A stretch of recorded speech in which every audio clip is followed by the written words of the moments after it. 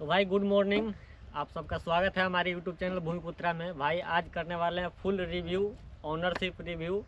गाड़ी को लिए हुए भाई 6 महीने से ऊपर हो गए हैं, अभी तक इसका रिव्यू नहीं दिया हूँ। तो भाई बहुत सारे भाई का सवाल रहता है कि आपने गाड़ी ले लिया, कुछ ऑनरशिप रिव्यू नहीं दिया, कुछ बताया नहीं गाड़ी के मामले में, बस चला रहे हो, ब्लॉग बना रहे हो। तो आज मैं सब कुछ बताऊँगा एक एक करके। सबसे पहले ये मीटर देखो भाई बाइक की।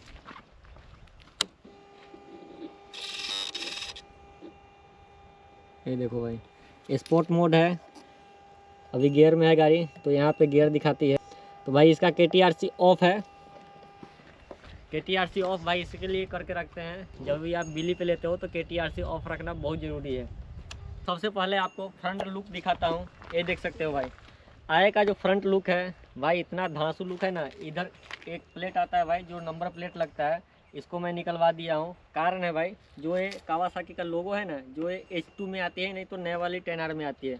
पुराने वाले 10R में भी नहीं आ रही थी, नए वाले 10R में आ रही है और H2 में आती है। तो ये लोगो ना दिखना बहुत ज़रूरी है। ये लोगो बहुत प्यारा है, यूनिक है, सिर्फ 10R में आती है, नहीं तो H2 में आती है ये लोगो। इसके लिए भाई यहाँ का जो नंबर प्लेट का जो प्लेट था वो मैं हटवा दिया हूँ, खुलवा दिया हूँ। और खुलवाने से भाई इसका जो लुक है ना वो थोड़ा इन्हेंस हो गया है। बाकी भाई जो लाइट है एक नंबर, देख सकते हो भाई कड़क एकदम। आप रात में कितनी भी अंधेरी रात हो भाई, अमावस्या की रात क्यों नहीं हो, मतलब आपको ये नहीं लगेगा कि हाँ मतलब कोई दिक्कत हो रहा है लाइटिंग में, मतलब विजिबिलिटी में, मतलब कोई दिक्कत नहीं होने वाला है रात में भी। बाकी भाई आपको एक चीज़ बताना चाहूँगा इसमें भाई, ये जो बाइक है ना, मतलब जो है जेन्यून में बता रहा हूँ, इसका पीछे का ब्रेक ना मतलब ना के बराबर लगता है भाई। इसका जो पीछे का ब्रेक है ना भाई, स्प्लेंडर का भी जो ब्रेक होगा ना भाई, इससे अच्छा ही होगा।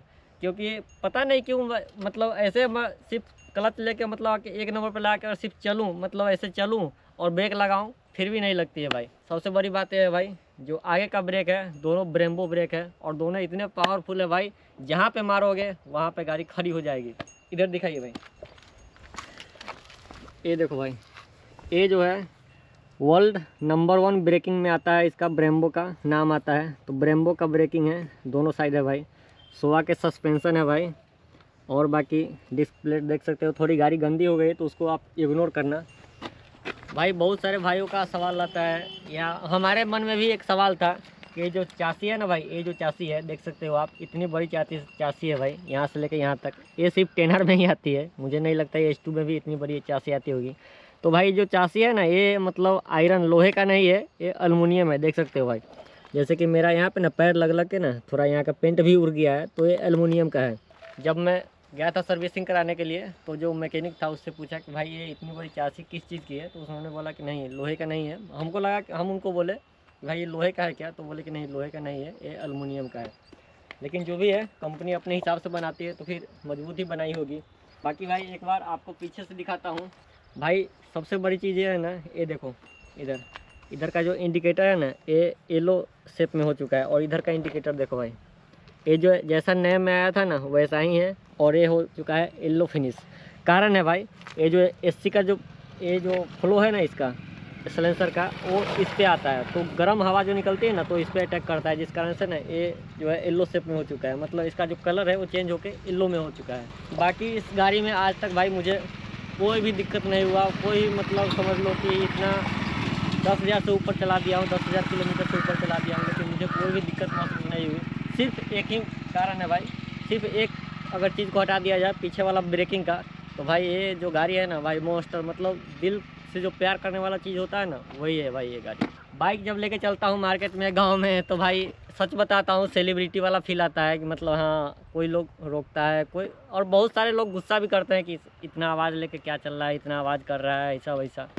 तो भाई कुछ लोगों को अगर हटा दिया जाए, कुछ मतलब चंद लोगों को 2% या 1% लोगों को हटा दिया जाए, तो भाई सारे गांव के लोग, सारे शहर के लोग इसको पसंद करते हैं, इस बाइक को पसंद करते हैं, इसकी आवाज़ को पसंद करते हैं भाई। और लुक तो भाई देख सकते हो भाई, मुझे लग रहा था शुरू में ना कि इसका जो कलर है वो ग्रीन है, लेकिन भाई इसका जो कलर है वो ग्रीन नहीं है, ये सुगा पंखी कलर हम लोग बोलते हैं देहाती भाषा में भाई, बिहार से हैं। तो इसका जो कलर है वो सुगा पंखी कलर है। तो आप लोग भी ज़रा एक बार कमेंट करना कि इसका कलर ग्रीन है या सुगा पंखी है। तो भाई बहुत सारे भाई का कमेंट रहता है कि माइलेज कितना के देते हैं, या कहीं भी लेके भी जाता हूँ ना तो गांव के लोग या शहर के लोग बस एक ही चीज़ पूछते हैं कि भाई माइलेज कितने की देती है। तो भाई सच बता रहा हूँ, जब ये हाईवे पर आती है ना 7 का एवरेज देती है, 7 या 8 बहुत हो गया। और जब गांव में चलाते हैं तो बस 5-6 बहुत हो गया भाई। कारण है भाई, जो एग्जॉस्ट जो कंपनी से लग के आता है ना, अगर वो लगा के रखोगे ना तो प्रॉपर आपको 10-12 का माइलेज मिलेगी। लेकिन भाई हम लोग थोड़ा आवाज़ करने के लिए, थोड़ा आवाज़ फील करने के लिए इसका जो सिलेंसर है वो मॉडिफाई कराते हैं। और सारे बाइकर कराते हैं भाई, मैं नहीं, सारे बाइकर कराते हैं जो सुपर बाइक रखे हुए हैं। अगर देखो भाई, सीधी सी बात है, अगर सुपर बाइक रखोगे और आवाज़ नहीं आएगा तो सुपर बाइक रखने का कोई मतलब ही नहीं। तो भाई सुपर बाइक है और आवाज़ आ रही है तभी आपको फील होगी कि हाँ हम सुपर बाइक चला रहे हैं। तो भाई अगर एग्जॉस्ट अगर चेंज कराते हो तो इसका माइलेज में फ़र्क पड़ता है। सबसे बड़ा फ़र्क पड़ने का कारण वही है भाई, जो हम लोग एग्जॉस्ट चेंज कराते हैं तो उसका माइलेज जो है 3-4 किलोमीटर मतलब घट जाता है, हर 1 लीटर पे घट जाता है। 1 किलोमीटर में जो स्टॉक वाली 12 के एवरेज देगी, 12 किलोमीटर चलेगी। अगर एग्जॉस्ट चेंज कराओगे तो 5-6 इससे ज़्यादा भाई नहीं देगी। क्योंकि भाई जो थ्रोटल लेते हैं ना तो पूरा फ्लो में चलता है, और जो स्टॉक वाला आता है ना उसमें कन्वर्टर आता है, कंटलेटी कन्वर्टर उसको बोलते हैं। आप लोग शायद गूगल कर लेना। यही है भाई, बाकी इस बाइक में कुछ भी प्रॉब्लम नहीं है, सच बता रहा हूँ भाई, कुछ भी प्रॉब्लम नहीं है। इतना मज़ा देती है ना, इतनी मज़ा देती है। आप कहीं भी मतलब घर पे हो, कहीं भी हो, अगर माइंड भी अगर डिस्टर्ब चल रहा है, टेंशन में हो आप, मतलब नींद नहीं आ रही है, भूख नहीं लग रही है, ये बाइक लेके अगर 10 मिनट अगर चलाओगे इस बाइक को ना, मतलब आप मेडिटेशन जिसको बोलते हैं ना, वो मेडिटेशन वाला फील करोगे कि हाँ मेडिटेशन मैं कर रहा हूँ। और पूरा मूड जो है फ्रेश हो जाएगा। बाकी आपको अगर और भी कोई सवाल रहे तो आप कमेंट में ज़रूर करना। तो भाई बाइक के बारे में तो लगभग चीज़ बता चुका हूँ कि एक सिर्फ पीछे का जो ब्रेकिंग है वो छोड़ के गाड़ी एकदम मस्त है, मक्खन है, कोई दिक्कत नहीं, कोई प्रॉब्लम नहीं है।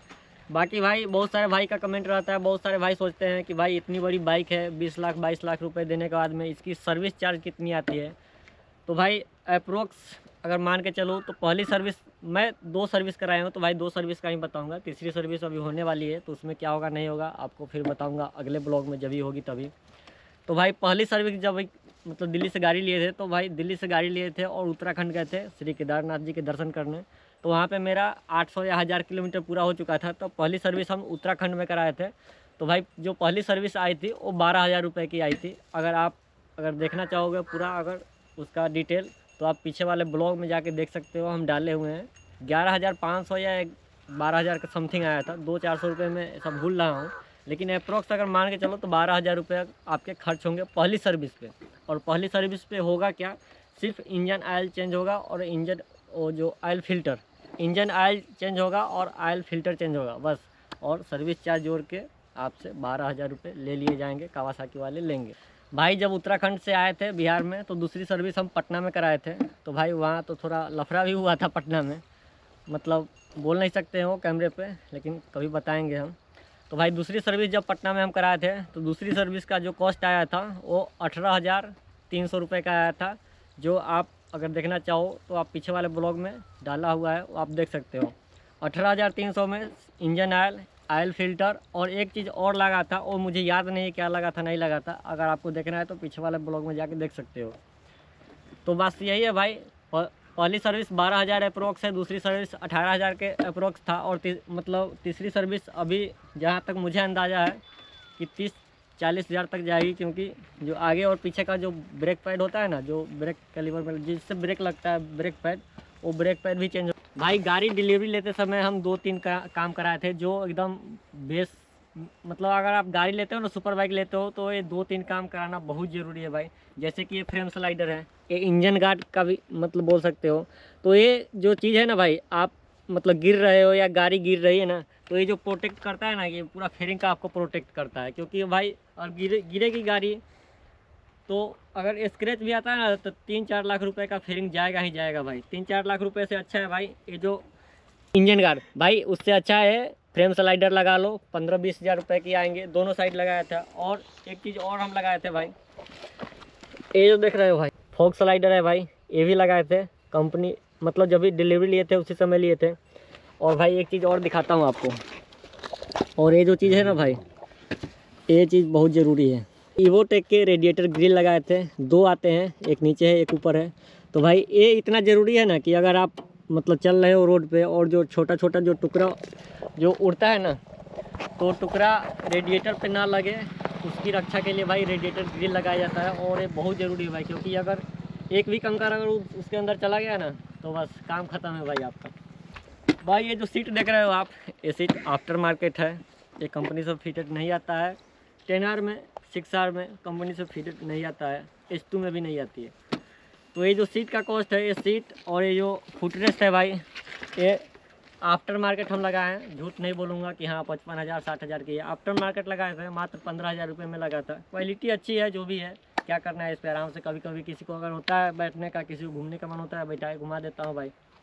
बहुत सारे भाई का क्वेश्चन था कि भाई ये बाइक किधर से लिए हो, रेंट पे है, फाइनेंस पे है, कैश पे है, चोरी करके लाए हो। बहुत सारे लोगों ने मतलब गलत भी कमेंट किया, लेकिन भाई उन लोगों को मैं कुछ बोलना नहीं चाहूँगा। आज़ादी है देश में, तो कोई कुछ भी बोल सकता है। लेकिन भाई एक बार सर्च कर लेना आप परिवहन पे जाके, वाहन ऐप पे जाके एक बार सर्च कर लेना DL7 SCT 3939।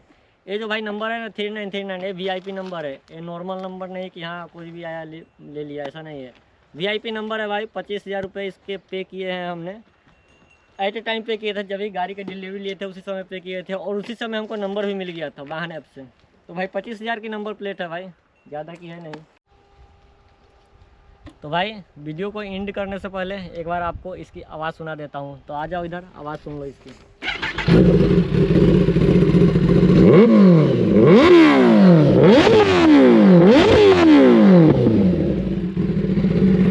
तो यही है भाई आज का। अगर कुछ बच गया होगा, कुछ अगर छूट गया होगा तो आप लोग कमेंट जरूर कर सकते हो भाई। बाकी आप लोगों ने जितना प्यार दिखाया भाई, सबको लव यू यार, दिल से हाथ जोड़ के लव यू है सबको, थैंक यू है। वीडियो करते हैं यहीं पे एंड, बस प्यार बनाए रखो भाई।